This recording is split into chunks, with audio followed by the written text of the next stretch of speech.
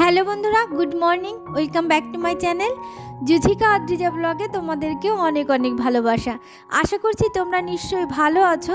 তো চলে এসেছি অনেক দিন পর একটা নতুন ব্লগ নিয়ে। আশা করব ব্লগটা তোমাদের ভালো লাগবে। তো বন্ধুরা, আজ হলো রবিবার, এখন বাজছে সকাল 7টা। তো আমি অনেক দিন ব্লগ দিতে পারিনি, আমি অনেক দিন ইচ্ছা করেই ব্লগ দিইনি। কারণ আমার মনটা অনেক খারাপ ছিল। কারণ আমি আমার এই চ্যানেলের প্রতি এমন কিছু ভুলভাল ডিসিশান নিয়েছি, এমন কিছু ভুলভালভাবে সব কিছু করেছি, যার জন্য আমার চ্যানেলটার অনেকটা ক্ষতি হয়ে গেছে। আমার চ্যানেলের অনেক ভিউ নষ্ট হয়ে গেছে। আমি চ্যানেলটার যে ভিডিওগুলো আপলোড করছি সেগুলো ঠিক টাইমে করা হচ্ছে না। আমি আগে প্রতিদিন সকাল 6টার সময় ভিডিও আপলোড করতাম। তো তখন আমার আস্তে আস্তে কিন্তু চ্যানেলটা অনেকটা গ্রো করে গেছিলো এবং খুব তাড়াতাড়ি আমার অনেকগুলো ভিডিও ভাইরাল হয়েছিল। আর আমার চ্যানেলটা অনেক গ্রো করেছিল, অনেক সাবস্ক্রাইবার বেড়ে গেছিলো, 1000 সাবস্ক্রাইবার হয়ে গেছিলো। তো এভাবে করতে করতে আমি এক সময় মনে হলো যে আমি একটু 12টার সময় ভিডিও আপলোড করি। তো কোনো সময় 12টার সময় আপলোড করেছি, কিংবা কোনো সময় 2টোর সময় আপলোড করেছি, 3টের সময় আপলোড করেছি, সন্ধেবেলায় আপলোড করেছি। এরকম করতে করতে আমার যেইটুকু চ্যানেলে ভিউ বেড়ে গেছিলো, আস্তে আস্তে এক করতে করতে আমার চ্যানেলের ভিউ একদম কমে গেছে আর চ্যানেলটা অনেকটা একদম ডাউন পড়ে গেছে। যার জন্য আমার মনটা এত খারাপ হচ্ছিল। কিন্তু আমি আবার নতুন করে সকালবেলায় ভিডিও দেওয়া শুরু করেছিলাম, কিন্তু ভিউ দেখে আমার একদম মাথায় হাত, কিচ্ছু ভালো লাগছে না, একদম ভিডিও করতে ইচ্ছা হচ্ছে না। তো ওর জন্য আমি প্রায় 8-10 দিন ধরে কোনো ভিডিও করিনি। তো অনেক দিন পর কিন্তু একটা ভিডিও করেছি, যে মনটা ভীষণ খারাপ লাগছে, ভিডিও না করলে একদম কিছু ভালো লাগছে না।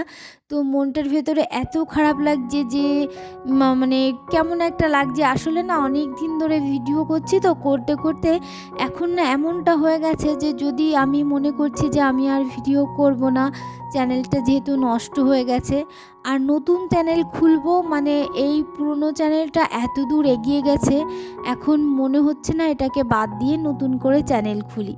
তো তার জন্য সব দিক থেকে ভেবে চিন্তে আমার একদম আর ভিডিও করতে ভালো লাগছিল না।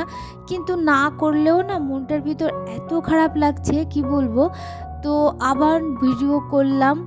তো আমি এখন থেকে প্রতিদিন সকালবেলায় ভিডিও আপলোড করব। বন্ধুরা, তোমরা যারা আগে আমার ভিডিওগুলো নিয়মিত দেখতে, অবশ্যই ভিডিওগুলো তোমরা দেখো আর অবশ্যই আমাকে কমেন্ট করো। আর তোমরা নানান রকমভাবে বলতে যে আমার বাড়ির এটা দেখতে চাও, কি ওটা দেখতে চাও, কিংবা আমার বাড়িটা দেখতে চাও। প্লিজ তোমরা আমার ব্লগে যে ইন্টারেস্টিং জিনিসগুলো তোমাদের ভালো লেগেছিলো এবং দেখতে চেয়েছিলে, আমাকে প্লিজ কমেন্ট করে জানাও। আমি ব্লগ না করে থাকতেও পারছি না, আবার ব্লগ করতে একদম মনের জোরটা পাচ্ছি না। চ্যানেলটা এত দূর গ্রো করে চ্যানেলটা এতটা নিচে নেমে গেছে, আমি জাস্ট মেনে নিতে পারছি না। তারপরে প্রথম দিকে কি হলো, আমার সব মিউজিকগুলো কপিরাইট হয়ে যাচ্ছিল। তো সেটা আস্তে আস্তে আমি ঠিক করলাম। তো ইউটিউব থেকে আমি নানান রকম মিউজিক নিয়ে তারপরে কিন্তু এখন আমার ভিডিওতে আর কপিরাইট নেই। কিন্তু চ্যানেলটা ভিডিও আপলোড করা যখন তখন করে আমি চ্যানেলটা অনেকটা নষ্ট করে ফেলেছি। তো আমি আবার চ্যানেলটাকে ভালো করে দাঁড় করাতে চাই। আর আমি আমাদের গ্রামের মধ্যে আমার সুন্দর বাড়ির ছোট ছোট সুন্দর ভিডিও তোমাদের সামনে তুলে ধরতে চাই। আশা করব তোমাদের অনেক ভালো লাগবে। তো বন্ধুরা, যারা আমার ভিডিও দেখতে আমার পাশে ছিলে, তোমরা অবশ্যই আমার পাশে থেকো আর আমার ভিডিও দেখো, লাইক করো, আর অবশ্যই আমাকে কমেন্ট করে জানাও যে আমার কোন কোন ভিডিওগুলো তোমাদের ভালো লাগছে আর কোন ধরনের ভিডিওগুলো আমি তোমাদেরকে সামনে তুলে ধরবো। তো যাই হোক বন্ধুরা, সকালবেলার কিন্তু সব কাজ করে নিয়েছি। তো এই ব্লগটা করছি অনেকটা কিন্তু মনের কষ্ট নিয়ে, একদম ছেড়ে দিয়েছিলাম। আবার মনের ভেতর এত খারাপ লাগছে যে যার জন্য আবার শুরু করেছি, কিন্তু মনটা ভালো নেই। তো তারপরেও কিন্তু আমি আবার ব্লগ না করলে একদম মন খারাপ লাগছে। তো যাই হোক, আবার নতুন করে আমি ভিডিও করলাম, আশা করব তোমাদের ভালো লাগবে। তো বন্ধুরা, এই যে সকালে সব কাজ করে নিয়েছি, তারপরে কিন্তু এই যে রান্না বান্না শুরু করে দিয়েছি।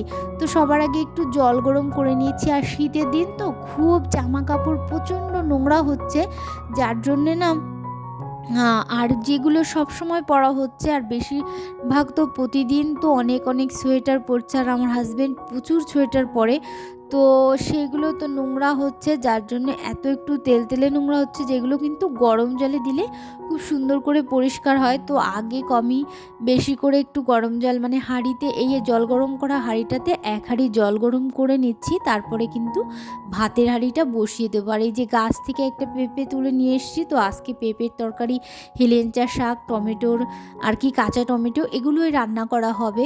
তো তার আগে কিন্তু জলটা গরম করা হয়ে গেছে, আর এখন জলটা নামিয়ে দিয়ে আমি কিন্তু ভাতের হাঁড়িটা বসিয়ে দেব।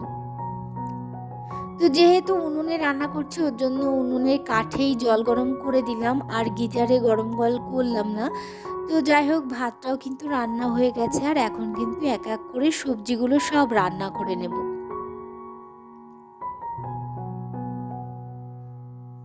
আর আজকে রান্না করব কিন্তু তেলাপিয়া মাছ দিয়ে পেঁপের তরকারি করব, আর কিন্তু হেলেঞ্চা শাক আর টমেটো রান্না করব।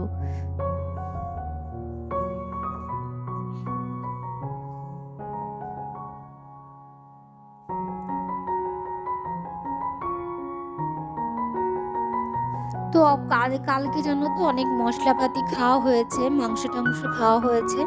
তো আমি মন খারাপ ছিল বলে আর ব্লগ করিনি। তো আজকে কিন্তু ওর জন্য আর কি সিম্পল রান্নাবান্না হচ্ছে, পেঁপের তরকারি আর কিন্তু হেলেঞ্চা শাক।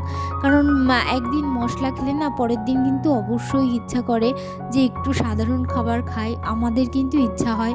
আর একভাবে গরম মানে মশলাদার খাবার খেতে আমাদের কিন্তু কারোর ভালো লাগে না। তো ওর জন্যই না আমরা কি করি, একদিন মশলা খেলে তারপরে কিন্তু আমরা 7 দিন চেষ্টা করি যে মশলা ছাড়া খাবার খেতে।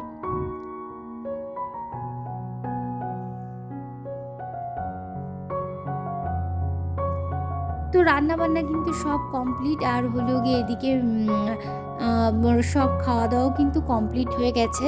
তো আর এখন কিন্তু ঘরগুলো মুছে নিচ্ছি, মানে রান্নাঘরটা আর কি মুছে পরিষ্কার করে নিচ্ছি।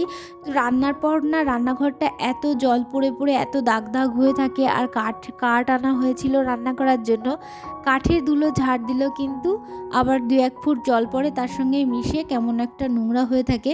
তো হালকা করে কিন্তু আমি মানে রান্নাঘরটা একটু মুছে নিচ্ছি, যাতে একটু পরিষ্কার দেখায়। তো রান্নাঘরের সমস্ত কাজ করে এসে তারপরে কিন্তু এই যে আমার যে আলগা উনুনটা বানিয়েছিলাম, সেটা না আগের আলগা একটা উনুন বানিয়েছিলাম, সেটা বৃষ্টিতে ভিজে কিন্তু একদম গলে গেছিলো। তো সেটা আমার মনের মতো হয়েছিল না বলে আমি কিন্তু সেটা আবার ভেঙে ফেলেছি, মানে অনেকটাই ভেঙে গেছিলো আর আমি ভেঙে ফেলেছি।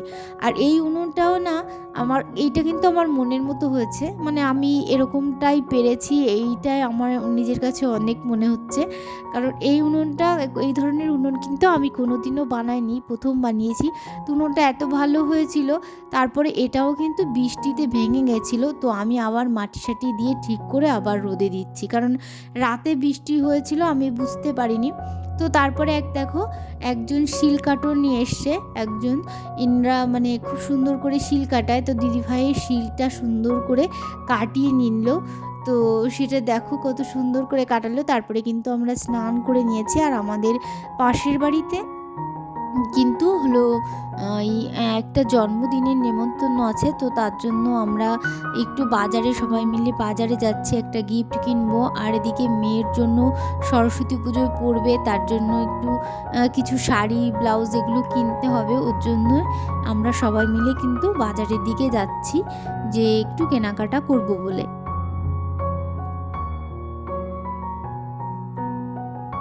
তো এই দোকানটা থেকে আমরা নিয়ে নিলাম গিফটগুলো। তো আমি একটা নিয়েছি হট হটপট টিফিন কারি, যেটা আমি আমার হাজব্যান্ডকে স্কুলে যাওয়ার সময় দিই, যেটা ভাত তরকারি অনেকটা গরম রাখে। কিন্তু আমার হট টিফিন কারিটা কিন্তু ততটাও ভালো ছিল না। কিন্তু আমি যে টিফিন কারি হটপট টিফিন কারিটা এখন নিলাম, এটা অনেকটাই ভালো আর একটু দামি। তো আমার ওটা কিন্তু একদম দামি নয়। তো তবুও ওটায় যথেষ্ট গরম থাকে, আর এটায় আশা করছি আরও ওর থেকে বেশি গরম থাকবে। তো আমি এটা নিলাম। আর হলো গিয়ে দিদিভাই একটা মিল্টনের হটপট নিল।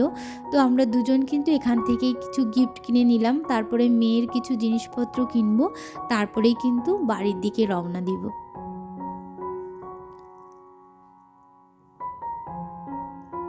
তারপরে কিন্তু আমাদের কেনাকাটা সব কমপ্লিট, আর এখন আমরা দাঁড়িয়ে আছি টোটোর জন্য।